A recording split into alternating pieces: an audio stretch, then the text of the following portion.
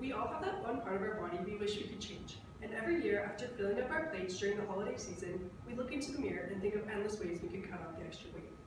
The weight loss industry feeds off our insecurities and insists that dieting is the only way to fix weight gain. This is an industry worth $60 billion, leaving over 100 million people dissatisfied in the end. Hi, I'm Kayla, and I'm here to tell you why dieting is bad and suggest other ways of living a healthy lifestyle. I'm going to be talking about how dieting can harm your body, affect your self-esteem, and how most diets do not actually work. To start, I'm going to begin on the effects of how dieting can have on your body. Ever heard of a juice cleanse or a spicy lemonade diet? Well, these are the type of crash diets that can have major effects on your health. Research shows that these rapid weight loss diets can slow your metabolism, which leads to future weight gain, can deprive your body of crucial nutrients, weaken your immune system, and increase dehydration.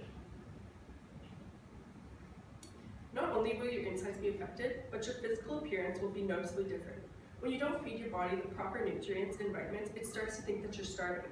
So it stores fats and takes away from your energy levels, leaving you extremely tired and fragile, affecting your everyday life. And on a more severe level, crazy diets can lead to death.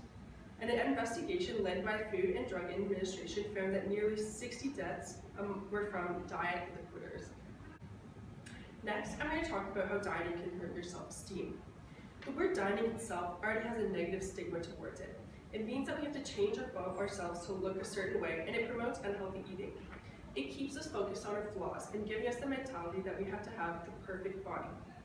What we eat has a direct correlation with our mental health. A study showed that those who frequently eat vegetables and fruit daily had a much better mental health than those who didn't.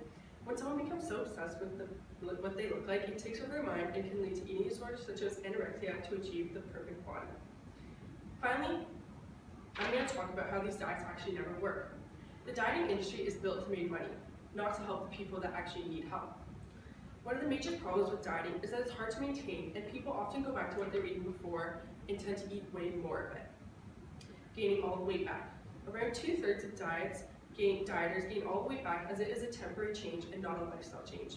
Instead, a better solution is to make small cuts in order to make a real, healthy lifestyle change. And one of the most important factors that people miss out on is that in order to see healthy weight changes, you need to be working out and getting exercise. Not eating will only make everything worse and leave you feeling completely drained. I believe that a healthy life is an easy goal to achieve. It just takes time and patience. For example, start by cutting out junk food out of your life one at a time and lead up to big things such as processed sugar. And of course, it's okay to have a cheat day once in a while. It's a great way to eat the foods you love, but just note in moderation.